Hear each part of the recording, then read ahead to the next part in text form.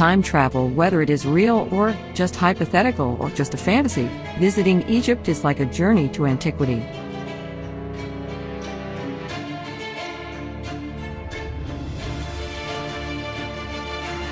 The Ancient Egypt is one of the most outstanding and intriguing chapters of any world history book.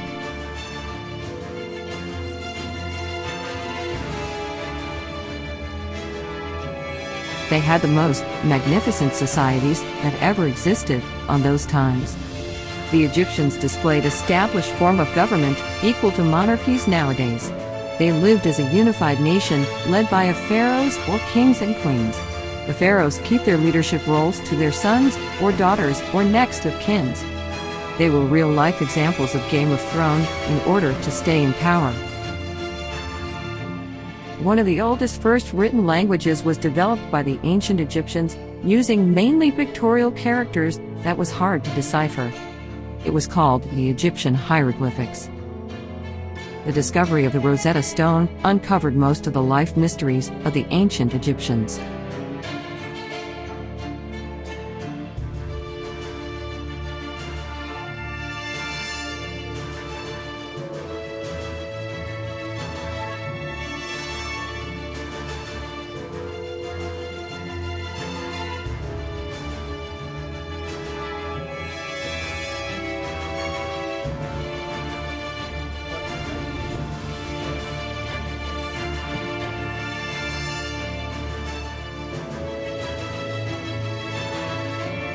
One of the oldest writing materials, called papyrus, was developed in this country many centuries before the Chinese made papers. The ancient Egyptians used the papyrus plant, a reed growing around the Nile River.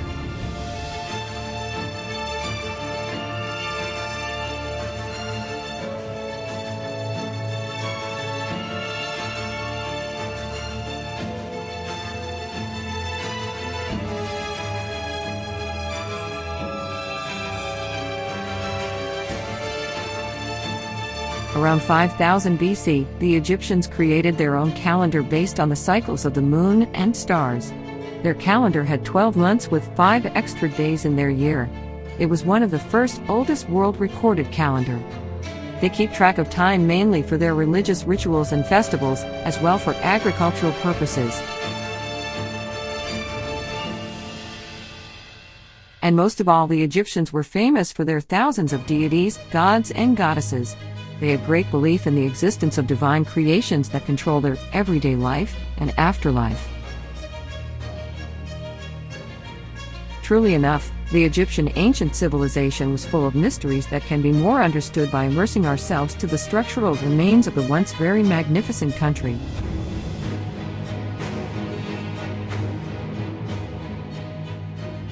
This is the Valley of the Kings located at west bank of the Nile River near Luxor. It is also known as the Valley of the Gates of the Kings. It was a royal burial ground for pharaohs from the 18th, 19th, and 20th dynasties, which was then called the New Kingdom.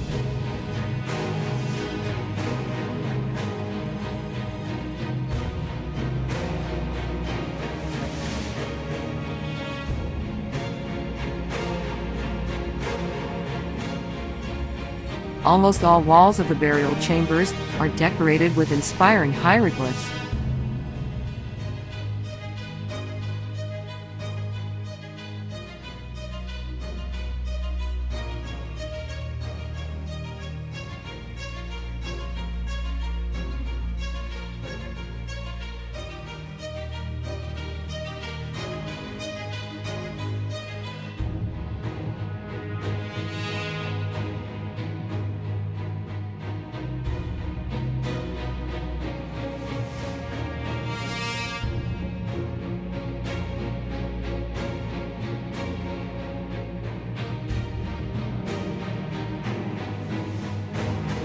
This is the tomb of Ramses I.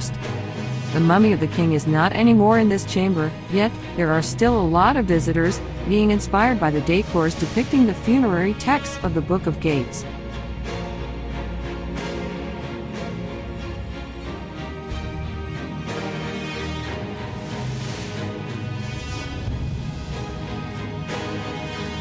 The Temple of Hatshepsut. This temple is dedicated to the Egyptian foremost of noble ladies, Hatshepsut. She was the fifth pharaoh of the 18th dynasty of Egypt. She assumed the role of a strong pharaoh after the death of her husband, half-brother Thutmose II. Her son, Thutmose III, was only 3 years old then, when he inherited the throne from his father, Thutmose II. In order to continue the lineage of power, Hatshepsut assumed the role of a pharaoh, being the daughter and only child of Thutmose I, until Thutmose III could be old enough to assume the throne as a pharaoh. Hatshepsut assumed the role of a king so very well. She got a lot of accomplishments in keeping the peace of the region. She re-established and strengthened trades with nearby kingdoms and brought more wealth to the country. Above all, she was known as one of the most prolific builders during ancient Egypt, with lots of building constructions, mainly temples.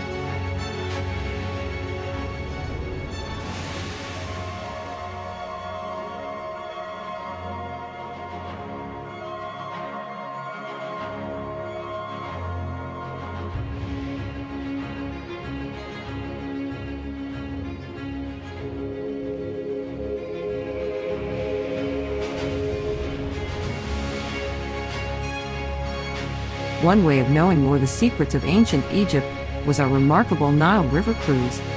The cruise sailed through southern Egypt and visited the majestic temples between the cities of Luxor and Aswan.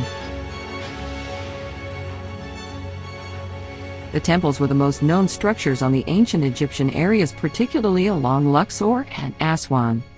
These temples were either called temples or houses of god or goddess, and most of them were dedicated to one specific deity, or mortuary temples, built to enable kings' worshippers to keep his spirit nourished for the afterlife.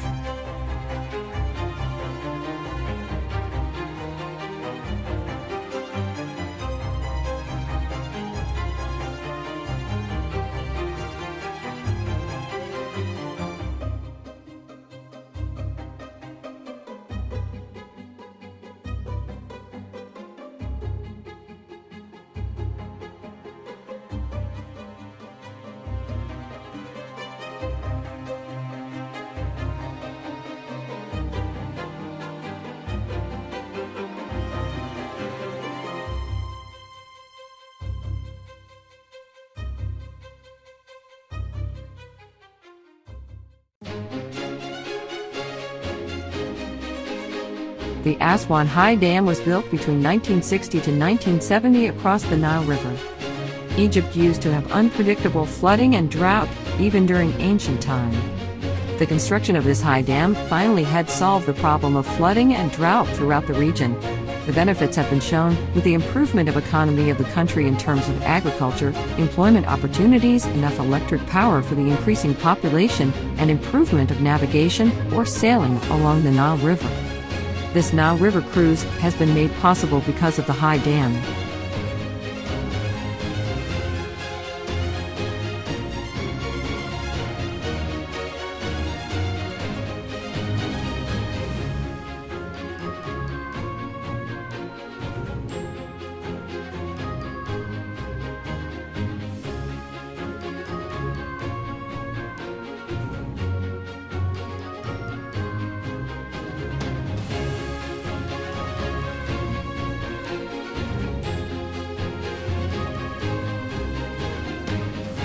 The Philae Temple is located on a relatively small island at the middle of the Nile River. The trip is about a 15-minute boat ride going to the island, and the view from the boat is spectacularly stunning as we approach the place. The temple was built during Egypt's Greco-Roman period, and it was dedicated to the goddess Isis and gods Osiris and Horus.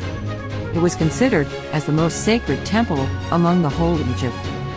Almost all walls of the temple were covered with hieroglyphs.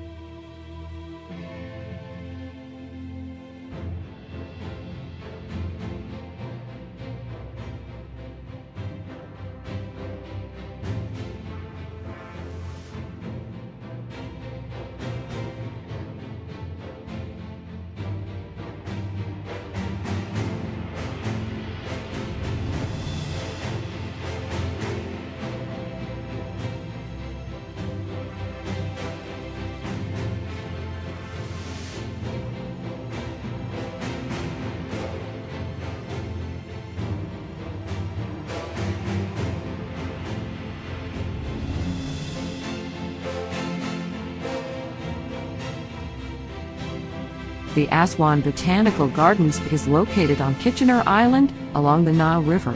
The island where the Botanical Garden is was named after the British military leader, Lord Kitchener, who was then the commander of the Egyptian army during World War I. Kitchener landscaped the island with exotic plants, apparently imported from different continents. The Botanical Garden can be reached via boat ride along the Nile River, about 20 minutes from the cruise ship.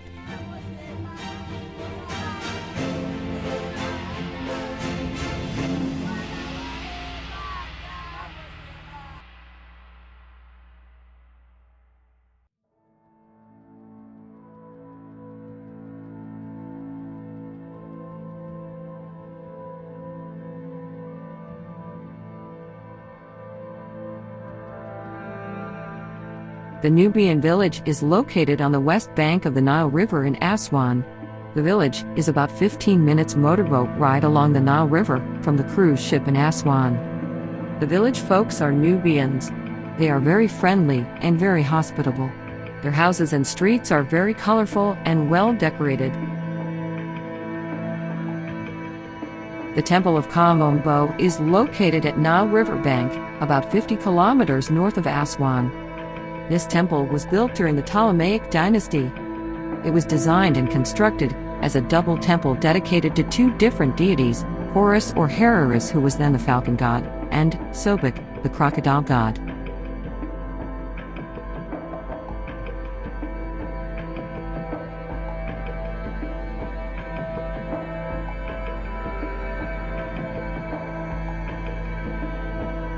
This is the Crocodile Museum in Kom Ombo Temple. There are around 22 crocodile mummies displayed in this museum. The crocodile was worshipped through Sobek, who was then considered as the god of water, who was giving fertility to their soil to provide enough agricultural produce to the people. The Temple of Edfu. This temple is almost a kilometer away from the Nile River Cruise ship, about 10 minutes ride with horse carriage.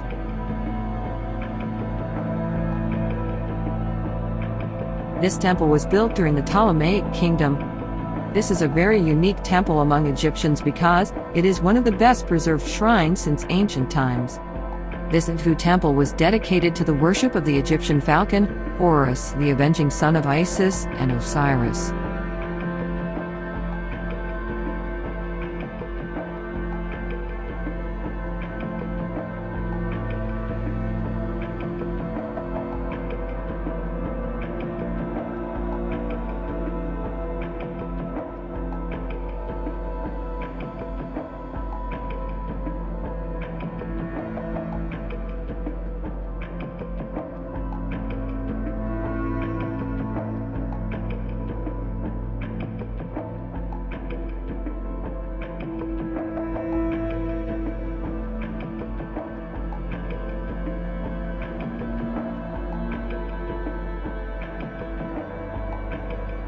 The Abu Simbel Temples are twin temples located near the border of Sudan country.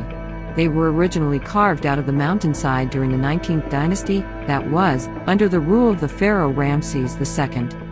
When the upper Aswan Dam was made, its reservoir, Lake Nasser, rose up and started to submerge these temples. The government then relocated these temples to higher ground level in order to preserve them.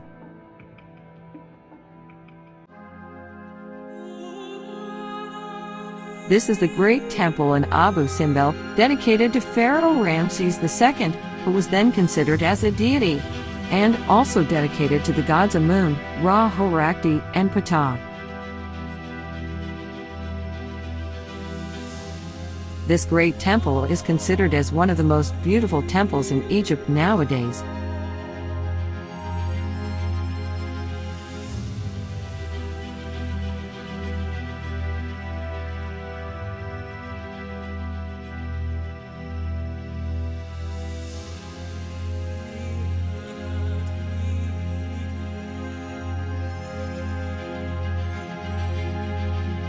The small temple of Abu Simbel was dedicated to Pharaoh Ramses' wife, Queen Nefertari.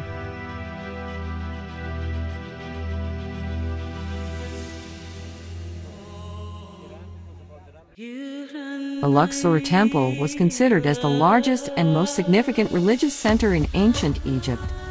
This temple was not built to adorn any deity, nor any pharaoh, but instead it was apparently built as a place to rejuvenate kingship. And evidently it was where kings were crowned during those ancient times.